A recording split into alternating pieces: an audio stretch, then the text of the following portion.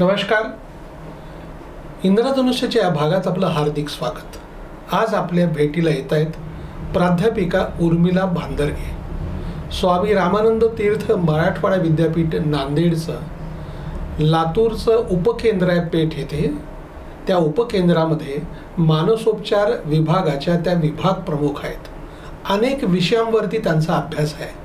आज आपण थेट मुलांच्या संगोपनामध्ये भूमिका काय असायला हवी हा विषय त्यांच्याशी आपण चर्चा करून समजून घेणार आहोत. नमस्कार. नमस्कार. मुलांचं संगोपन हा एक अतिशय मोठा विषय आहे. पण माझ्या मनामध्ये एक प्रश्न आला की आपण बऱ्याच वेळा शब्दप्रयोग करत असतो, वेदना, सहवेदना आणि संवेदना. तर मूळ ही संकल्पना काय आहे आणि ह्या सगळ्या तीन शब्दातला फरक काय? सर्वप्रथम पुन्हा एकदा इंद्रधनुष्यमध्ये आपण मला मुलाखतीसाठी बोलवलं त्याबद्दल आपले मनस्वी आभार.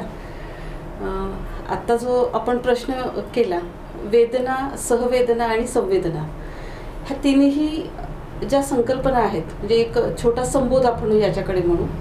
तर हे संबोध जोपर्यंत आपण स्पष्टपणे आणि सखोल समजून घेणार नाही तोपर्यंत आपण स्वतःमध्ये आणि इतरांमध्ये त्या गोष्टी रुजवू शकत नाही.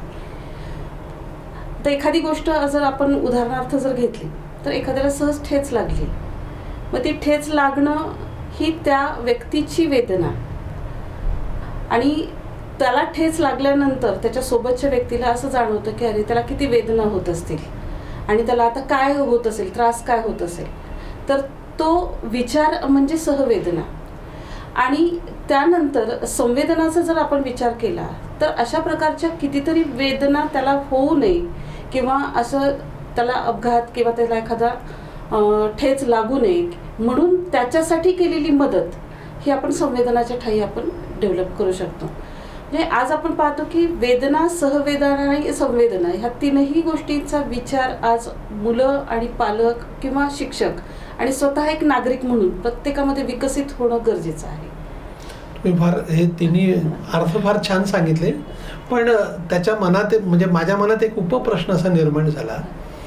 वेदना ही काय पायाला तुम्ही म्हटल्यासारखं ठेच लागली की तुम्हाला वेदना होणार आहे, परंतु सहवेदना आणि संवेदना हे विकसित व्हायला पाहिजेत.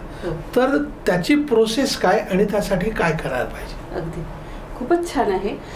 जेव्हा आपण एखाद्या व्यक्तीच्या आज आपण पाहतो की प्रत्येकाला संघर्ष करावा लागतोय, प्रत्येकाला दुःख आहे, म्हणजे कोण व्यक्त आहे कोण अव्यक्त आहे.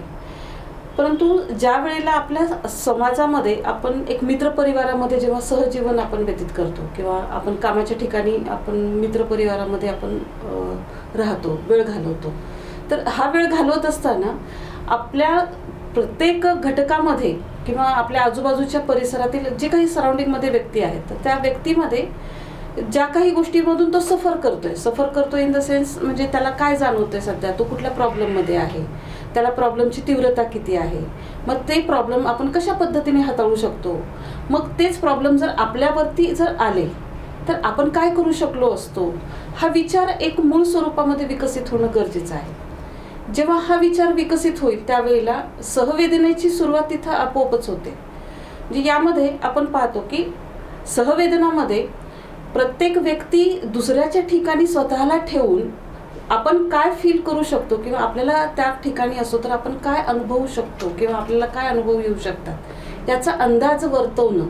आणि मग ती सहवेदना ते अंदाज वर्तवून नाही माझ्या आयुष्यात हे नाही झालं पाहिजे, मग तसंच ते समोरच्या व्यक्तीच्याही आयुष्यात नाही झालं पाहिजे किंवा समोरचा व्यक्ती हा या गोष्टीतून तो पुढे नाही गेला पाहिजे, हा विचार घेऊन जेव्हा तो पुढे जातो त्यावेळेला ती संवेदनाची पूर्वस्थिती जी आहे सहवेदना, आणि मग ती सहवेदना आपण स्वतःच्या ठिकाणी फील करणं आणि मग इतरांपर्यंत त्या संवेदना पोहोचवणं की या प्रकारच्या गोष्टी जर असतील तर आपण काय केलं पाहिजे, आपण इतरांसाठी किंवा एखादी गोष्ट होऊ नये किंवा व्हावी यासाठी आपले प्रोटोकॉल्स काय असले पाहिजे, तर आपण एक समाज जीवन जगत असताना आपला स्थायी भाव काय असला पाहिजे, ह्या गोष्टींचा आपण मुलांपर्यंत किंवा आपण एकमेकांसाठी विचार करू शकतो. एक आणखीन ह्याच्यातलाच एक उपप्रश्न की काय आहे की प्रत्येक माणसं आहे ना ही आपापल्या कोशात अडकलेली आहेत. म्हणजे समजा वेदना झाली तर ती वेदना माझी आहे ना, माझं मला सहन करू दे, तू नाही मध्ये यायचं, अशी भावना लोकांच्या मनामध्ये असते. अशा वेळेला सहवेदना व्यक्त करताना काय रोल असायला पाहिजे? संवेदना तर पुढची स्टेज आहे. तर अशा वेळेला म्हणजे माणसं ही आपल्याच कोशात राहतात, त्यांना त्यांच्या कोशातून बाहेर काढलं पाहिजे का त्या कोशातच राहू दिलं पाहिजे? यामध्ये समाज जीवन हा जर विचार आपण केला तर माणूस एकटा राहू शकतच नाही. कारण इतिहास आपण जेव्हा चालतो त्यावेळेला इतिहासामध्ये बरेच असे दाखले आपल्याला अनुभवायला मिळतात की मनुष्य हा समाजशील प्राणी आहे. बरोबर. मग त्यामधला महत्त्वाचा एक भाग आहे की भावनांची देवाणघेवाण जिथं आहे तिथं व्यक्ती सहजीवन चांगल्या पद्धतीनं व्यतीत करू शकतो. आता आज काय झालंय, आधुनिकतेकडे किंवा मी खूप स्ट्रॉंग आहे, मला सगळ्या गोष्टी मी एकट्याने हाताळू शकतो किंवा मला कोणाची गरज लागणार नाही किंवा मी स्वतः एकटा सक्षम आहे मला सांभाळायला, म्हणजे स्वतःची स्ट्रेंथ दाखवण्यासाठी आपण आपल्या भावना इतरांपर्यंत पोचूच देत नाही किंवा व्यक्त करत नाही.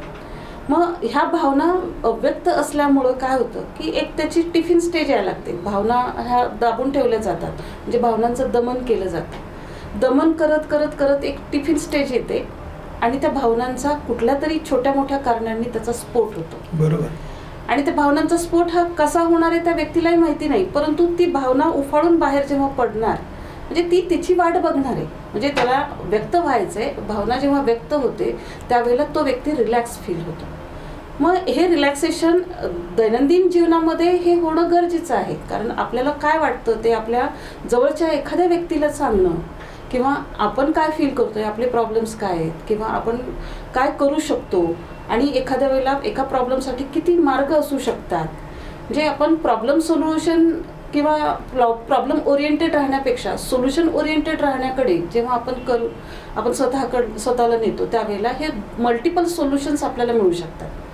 जेव्हा आपण भावनांची किंवा आपल्या वेदनांची देवाणघेवाण आपण करतो, मग एखादा व्यक्ती त्याच्या परसेप्शननी त्याची अडचणी किंवा ते अडचण दूर करण्यासाठीचे मार्ग तो सांगू शकतो आणि त्यामध्ये सहज त्याला मार्ग मिळू शकतो की ह्या वेदनेमधून कसं मुक्त व्हायचंय.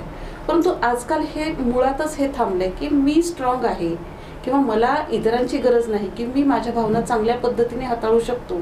हा जो भ्रम आहे तो भ्रम आजकाल वाढत चाललाय आणि अव्यक्तता जास्त वाढत चालली. अव्यक्तता जास्त वाढल्यामुळे पुन्हा त्याचा परिणाम हा भावनांचं दमन झाल्यामुळे पुन्हा शरीरावर म्हणजे सायकोसोमॅटिक डिसऑर्डर्स पुन्हा क्रिएट तिथं होतात. मग पुन्हा शारीरिक जर आजार बघितले तर BP, शुगर, त्याच्यानंतर आपण म्हणतो की पॅरालाइस वगैरे ह्यासारखे छोटे मोठे आजार हे त्याला तो फेस करू शकतो. भले त्याच्यातून तो बाहेर पडेल परंतु त्याची मूळ भावना जी आहे ती जेव्हा व्यक्त करण्याकडे त्याची कळेल तर त्याला कुठेतरी मार्ग मिळेल. तर तुम्ही हे फार छान विस्तृत सांगितलं. पण पुन्हा एक मला या विषयातला प्रश्न माझ्या मनात आला की बऱ्याच वेळेला काय होतं की जसं वेदना माझं मी बघतो म्हणणारी एक स्टेज आहे, पण काही जणांना असं वाटतं की मी ज्याला पुढच्याला सांगायचं सांगू की नको, तो माझं ऐकून घेईल का, मला समजून घेईल का, आणि मग तो थोडी काहीतरी एक म्हणजे संकेत देतो. पण ते पुढच्या माणसाला जर ते संकेत कळले नाहीत तर मग तो त्याला बोलायचं की नाही हे ठरवतो. आता ह्या जो बॅरियर आहे ना तो बॅरियर तोडण्यासाठी काय करायला पाहिजे, किंवा पुढचा आपल्याशी बोलतोय त्याला काहीतरी सांगायचं आहे हे समजून घेण्यासाठी काय भूमिका असायला पाहिजे? समजून घेण्यासाठी एकमेकांना आपलं एक नातं असं क्रिएट केलेलं असावं की एक विश्वासाचं नातं. त्या व्यक्तीला असा विश्वास आपण दिला पाहिजे की तुम्ही जे माझ्याजवळ सांगणार आहात किंवा तू व्यक्त जे माझ्यासमोर होणार आहे तर त्यावेळेला त्या गोष्टी फक्त माझ्यापर्यंतच राहतील. म्हणजे आपण म्हणतो की सिक्रेट जोपासलं जाईल. मग ही विश्वासार्हता जेव्हा त्या व्यक्तीमध्ये येते त्यावेळेला तो व्यक्ती एका घटनेने किंवा एका दिवसांनी किंवा 8 दिवसांनी तो आपल्यावर विश्वास ठेवू शकेल असं नाही आहे. परंतु हा जो विश्वासाचा भाव आहे निरंतर चालत आलेला आहे.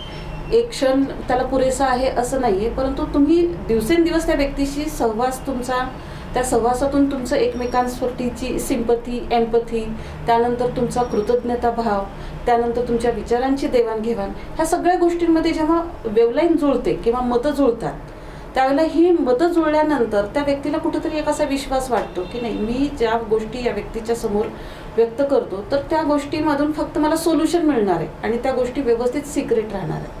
म्हणजे त्या गोष्टींचा भांडवल होणार नाही किंवा भयंकरीकरण होणार नाही. तर त्या गोष्टीसाठी वास्तविकरणाकडं आपण कसं जाता येईल, वास्तवात राहून ती प्रॉब्लेम्स असतील तर ते सोल्युशन बेसला कसं नेता येईल, त्यावर मात कशी करता येईल, असं दोघांनी मिळून जर सोल्युशन्स काढले तर हा विश्वास अधिक दृढ होतो.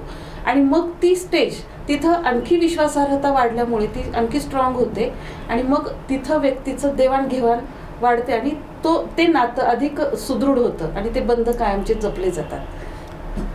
धन्यवाद. तुम्ही अतिशय छान एक छोटा विषय संवेदना, सहवेदना आणि वेदना हे विषय उत्तम सांगितलं. दर्शक हो, आपल्याला हा जर व्हिडिओ आवडला असेल तर तो लाईक करा, फॉरवर्ड करा व सबस्क्राईब करा.